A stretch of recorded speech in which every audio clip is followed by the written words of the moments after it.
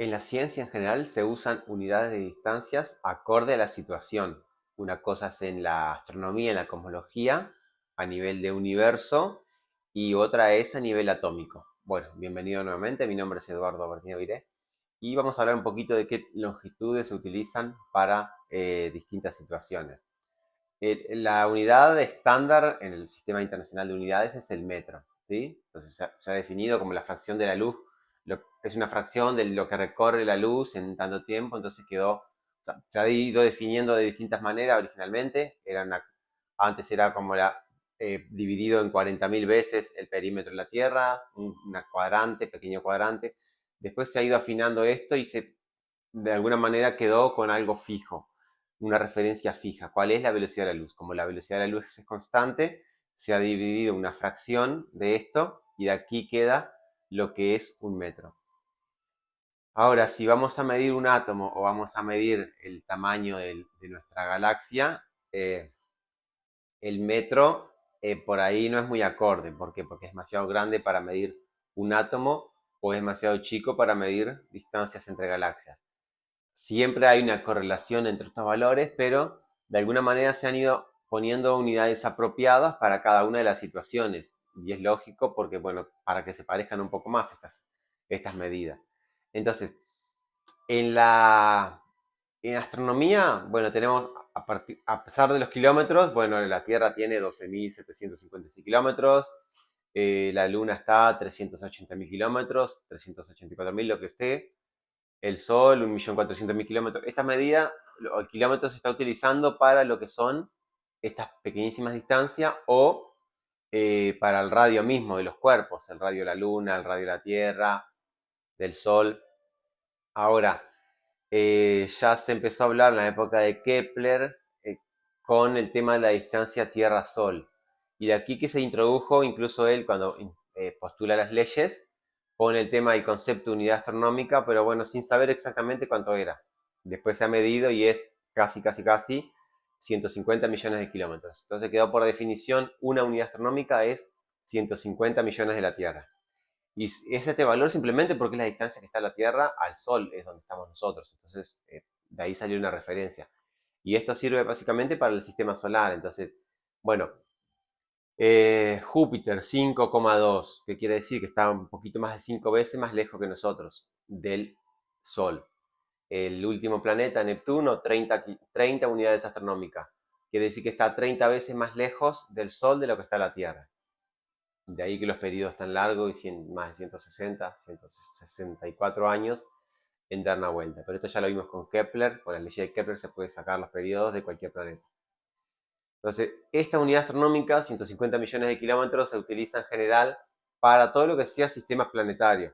E incluso ahora con la ciencia más moderna, a partir del 2000, se han empezado a detectar planetas extrasolares o formación de planetas, o bueno, todo lo que tenga que ver con sistemas planetarios. Entonces, esta escala, no solo para nuestro sistema solar, sino para el espacio en general, pero que esté hablando de cuerpos alrededor de una estrella, de sistemas planetarios, siempre se utiliza esta unidad de unidades astronómicas. Entonces se suele hablar unidad astronómica para medir planetas alrededor de estrellas. Bueno, acá también lo mismo, los cometas. Después de Neptuno comienza otro cinturón que se llama cinturón de Kuiper, en el cual están los objetos transneptunianos, incluyendo Plutón, que ya está en esta banda, en este cinturón. Entonces va más de 40 hasta 100, tantos unidades astronómicas. Y después la nube de Oort, que es una nube más grande que envuelve a todo el sistema solar, que ya miles de unidades astronómicas.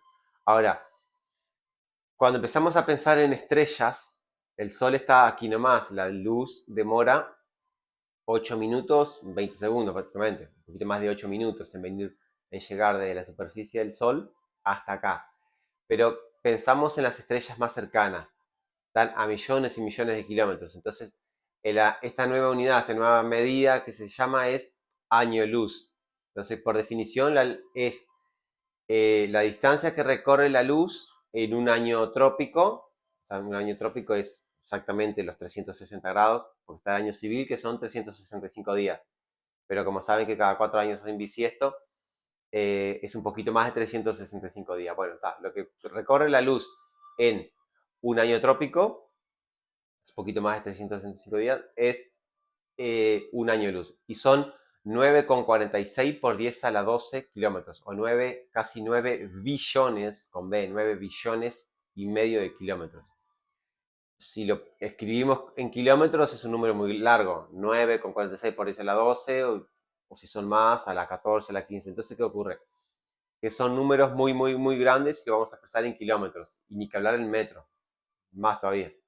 Entonces, eh, al momento de pensar en que estoy trabajando y midiendo o hablando de estrellas, es mucho más fácil esta nueva idea de eh, unidad de año luz. Entonces, esta unidad de año luz se utiliza para las estrellas. Entonces, todo lo que sean las estrellas se expresan en año luz. La estrella más cercana, Alpha Centauri, está a 4,3 años luz. O sea, la luz tarda 4 años. La luz que estamos viendo ahora en 2025 salió en 2021, a comienzo de 2021, de la estrella. Y recién ahora, 4 años después, está llegando a la Tierra. Del hemisferio norte no se ve Alpha Centauri, pero sí del hemisferio sur. La estrella más cercana, la estrella más brillante de todo el cielo, del cielo nocturno, que se llama Sirio, que es Alfa del Can Mayor, está casi 16, 15,8, 15,85 años luz. Quiere decir que la luz de esa estrella tan brillante salió hace 15 años desde la estrella. En el año 2010 salió la luz de la estrella y ahora en 2025, 15 años después, la estamos viendo aquí. Entonces, esta medida es un poco más acorde a lo que son las distancias. Entonces, la Vía Láctea, nuestra galaxia, mide 100.000 años luz. Todo el espiral, toda esta, como un plato, como un disco es, con brazos espirales. Esto tiene un diámetro de 100.000 años luz. La luz tardaría 100.000 años en ir de una punta hasta la otra. Entonces, como son distancias muy grandes, eh, se expresa en estas unidades. Ahora, cuando estamos hablando más, bueno, el universo, 3.770 millones de años, entonces, si estamos observando objetos que recién se formaron, estamos hablando de objetos que estarían a 13.000 millones de años luz, porque sería como ya mirando al límite del universo. Pero hay otra unidad que está un poco relacionada también, y que se parece mucho, pero bueno, tiene sus prefijos también, es el parsec. Un parsec, y acá viene otro concepto, es palabra parsec, viene de paralaje y segundo. Y esto es, de alguna manera, ¿qué ocurre? Para observar, para poder medir estrellas que están muy lejos, se han buscado métodos. ¿Y cuál es? El método de la paralaje. Aprovechando de que la Tierra está girando alrededor del Sol, se mueve. Este movimiento, lo que es paralaje, es un movimiento relativo de algo que está cerca respecto a algo que está muy lejos. Entonces, si la Tierra se mueve alrededor del Sol y miro algo que está cerca, y yo me corro, o la Tierra se corre de un lado hacia otro, lo que estoy viendo es que las cosas que están atrás se están moviendo. ¿Por qué? Porque se está moviendo la Tierra alrededor del Sol. Entonces, este pequeño movimiento de un lado hacia otro forma un ángulo. Y ese ángulo es lo que se llama el ángulo de paralaje. Entonces, un parsec sería a la distancia que tendría que estar un objeto cuyo ángulo de paralaje vale un segundo de arco, visto desde el radio de la órbita terrestre. Entonces, esta distancia o sea, se saca por trigonometría y la equivalencia sería que un parsec son 3,26 años luz. Es más o menos parecido, pero es otra forma más parecido en distancia, ¿no? La definición nada que ver. Entonces, primero, este método de la paralaje ha servido para los astrónomos para empezar a calcular a qué distancia están las estrellas más cercanas, y bueno, también sirve como método de distancia. Entonces, las estrellas pueden estar a tantos parsec y bueno, básicamente hay una equivalencia. Pero cuando estamos hablando de galaxias, pueden estar a 2.000 millones de años luz, como sea Andrómeda, pero también se habla de, bueno, tantos kiloparsec, tantos megaparsec.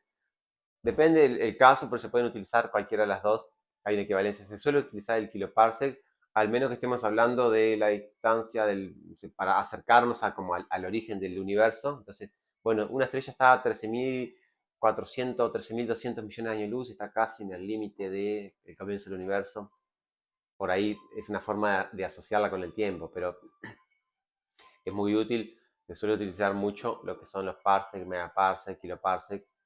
Bueno, la constante de Hubble habla de la expansión del universo por cada tanto 70, 72 kilómetros por segundo por cada megaparsec de distancia. Entonces, hay un poco de relación, porque son muy similar, 1 a 3,26, entonces depende un poco de la situación, pero son bastante similares.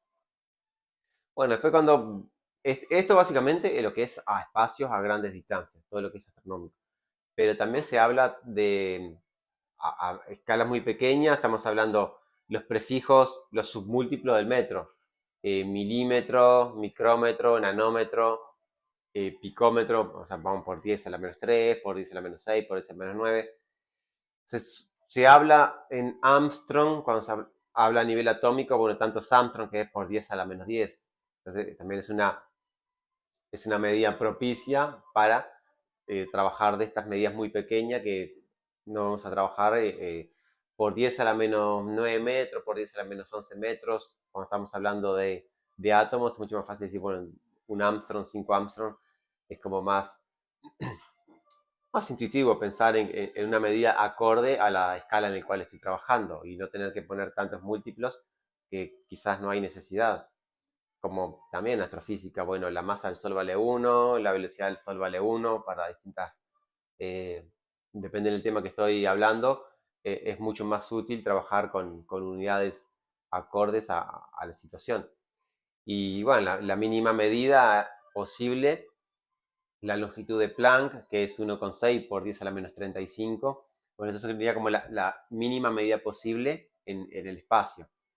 O sea, si nosotros empezamos a ir cada vez más a medidas más pequeñas y más pequeñas, como pensaban los griegos hace más de 2000 años, bueno, si agarramos un papel, lo partimos en dos. Después ese pedacito lo partimos en dos, y lo partimos en dos, y vamos partiendo cada vez más, vamos a llegar a un momento, a una medida mínima, de ahí el átomo, A, que no se puede dividir, lo no divisible, la mínima unidad posible. Bueno, cuando estamos pensando nosotros a nivel atómico, lo que son partículas, sí llegamos a partículas subatómicas, el electrón, el protón, quarks. Ahora, ¿qué ocurre a nivel del espacio mismo, del tejido espacio-temporal?